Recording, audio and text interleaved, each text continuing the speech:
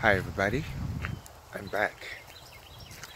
Today I'm in my hometown, Montgomery, Alabama,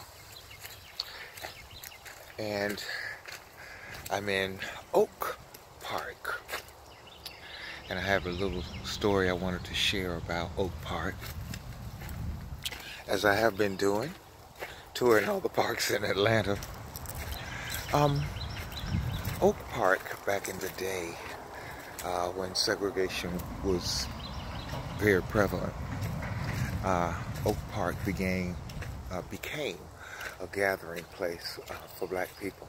So by the time I was a little boy out here, we only occasionally came out here when the family would have gatherings, and my mother may give us the experience of having a park experience. But I remember this area over here because of the water throughout all the years, and it's still here. But today I'm in Montgomery visiting my elderly parents, as I like to do. And I also have found that new watering hole that I've been sharing with you all on Instagram in Prattville. Prattville is 20 miles away from here, I guess you'd say. So we went to refill some of the water containers. Again, reminding you of the importance of drinking lots of water. There are places in the body that contain pockets of melanin that need to be activated during this time. We are aware that we are under a dehydration attack with sodas, 99-cent sodas, 99-cent 12 cans of sodas, all manner of products that are being chemicals being placed in our foods to dehydrate us, to damage our kidney. We already learned about echidna, who guards the heart chakra. The kidneys are very important to rising up during the Kundalini awakening process and dawning our spiritual abilities. And so our bodies are under attack. That is precisely why I believe that, as Bobby Hemmett would say, the Christ will birth this time through the ass, not in a manger, in shit, but the alchemical process of transformation, which has to be putrefaction is a stage of that has to come first. And I believe that the seed of the Christ potential, which is in the lower gastrointestinal tract, I believe that's where and why I am under spiritual attack. Now, I still haven't figured out a way to heal that, but I am doing everything that I know to do, and one thing is drinking a lot of water. And yes, Kundalini is constantly purifying the body, and so having to use the bathroom frequently during the course of every day with this attack on my root chakra makes it even more difficult. I will say that I am feeling better today. I have been for the last several days. I haven't had any pain pills, and I am happy about that. Again, I am not the kind of person to take my own life, even understanding the illusion of this one and all the atrocities we're dealing with daily. So I don't want anybody out there worried or concerned about me. But with the pain that I endure every day, I am not prepared, knowing what I now know, to live another 40 years like that so somebody can say, oh, he lived a long life, he was strong. I don't care what anybody thinks about me when I am doing all I can to grow in knowledge and awareness and understanding the mythology and about being entrapped here. I don't see suicide the way other people do, and I don't, under all the things that have happened to me, everything being stripped away, I don't really see the purpose of even being here.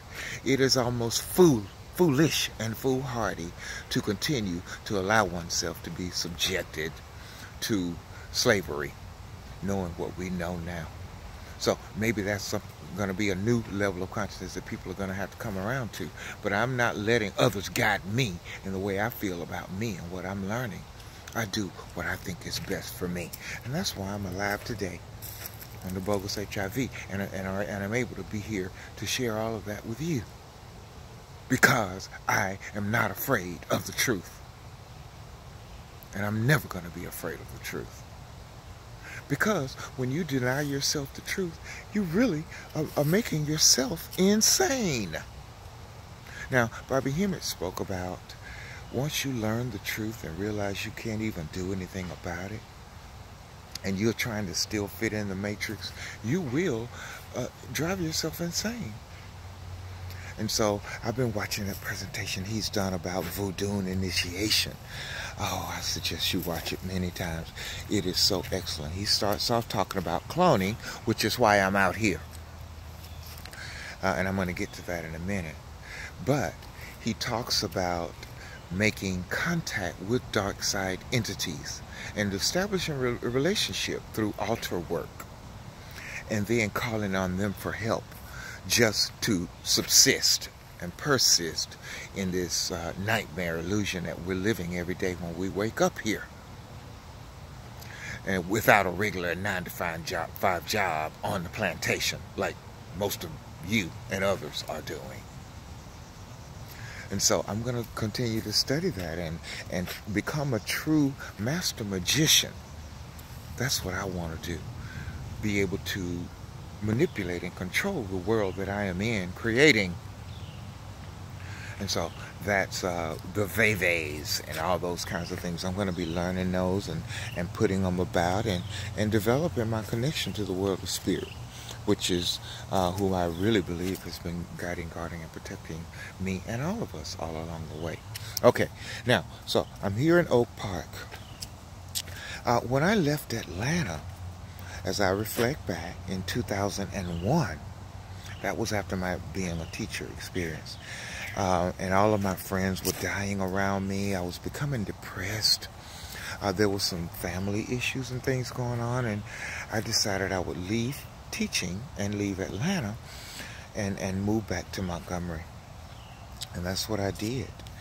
However, it didn't go just like life as I thought it would, because it was at that time that I sank deeper into depression and I began using drugs here in Montgomery. I met a guy, and through him I met some other people. And for that 4 or 5 year period that I was here, I would always, when I finally would come out of the house, I was in depression. I would stay sometimes in the house for 2 weeks at a time, and then maybe on a weekend cut the grass and earn some money, and then I would come out to hang with some of the people that I was meeting. But I would always begin here because I was journaling all the horrors that I was going through with the Kundalini awakening experience. I wanted to journal what my body was going through, the thoughts that I was having, and all of that. So I would come out here in Oak Park and sit and journal, and then go visit my friends and begin the drinking and the use of drugs and whatnot. And all of that experience was so unnerving. It was so weird. But I didn't know about cloning at that time. But here in retrospect, knowing all that has been going on with housing projects in every city across this country, and being cloning centers, and the creation of a different type of black person to turn us against each other. You know, now that I look back on all of that and all the experiences that I had while doing that, I'm putting the pieces together. Bobby Hemmett has laid it all out. As you know, I've been documenting the closed projects here and in Atlanta. I have urged you all on Instagram to do the same thing in your city, because somebody is responsible for killing our people all over this planet. We already know about HIV, and I don't want to even rehash that again, because I'm still living with the stigma and isolation of bogus HIV. That's very real. And I have been for 23 years. And so I'm not happy about that, and I'm going to fight until my last breath. I hope I piss somebody off to come and maybe take me out this time and to free me from this illusion, because I am falling in love with death. to this bullshit nightmare that we're living every day. There's no way to try to convince yourself that what is happening is not happening. And my experience began out here when I would come out here and then go visit my friends and begin drinking and all of that. But prior to getting here, my mother and I, who just went to get water, we went back by some of those housing projects where some of her family members live. I had a few acquaintances that lived in areas like that. And we were riding by the outskirts. We know that they leave a few people on the outskirts, maybe in a community around the outside of a huge project. And they leave the lights on at night, so people will not notice what's really going on inside. But there was an elderly woman over there sitting out on her porch in one of those homes, and I stopped and asked her if I could speak to her, and she said, of course. So I parked and went up and had a conversation with her about where all the people were. And she said, oh, they've been gone a long time. She said, they moved them out. And I said, well, what do you mean? And then the other man spoke up and said, well, over there, I think he was talking about a chicken factory or something, where apparently the people who lived in the projects used to work at the chicken factory. And then I turned around and I looked, I said, but that's a huge project. And all of it is blowing it up. Nobody's living over there. She goes, no, they're not. Nobody's living over there now.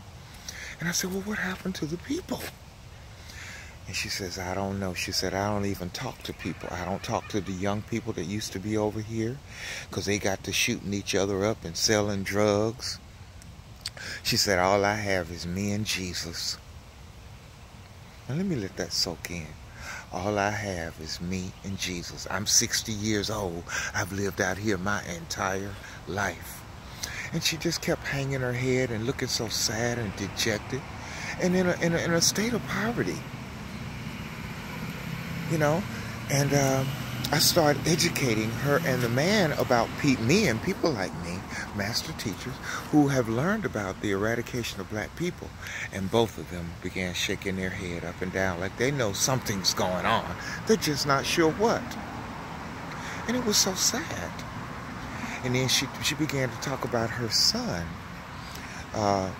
When I was talking a little bit, I guess, about hospitals, and she said, well, I ain't never talked to nobody about this, but my son, he was up there at UAB hospital. And I thought she was going to go into talking about maybe he returned from the hospital, a different person, but she didn't. Somehow we got off topic, and she said that she revealed that he had cancer. Apparently even that is a major secret. You know, we know how people keep the fact that they received a bogus HIV diagnosis a secret. I've been singing and teaching about that the whole time I've been experiencing it, which has been 24 years now.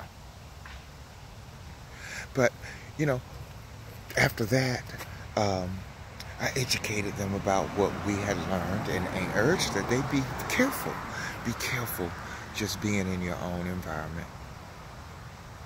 And she asked me to come back and visit him again because her son was pulling up in his car. And we noticed on the way back from getting more water, riding back through there, I was going to, you know, try to talk to her again and ask her if I could put her on camera.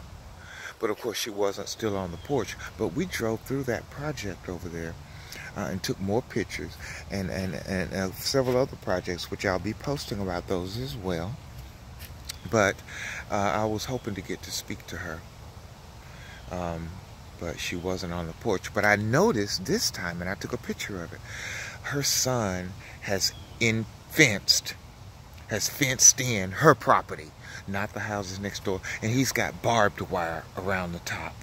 And he's driving one of those old police cars that they're selling to black people after they've been murdering us in them and rolling all around town in them and wearing them out. And now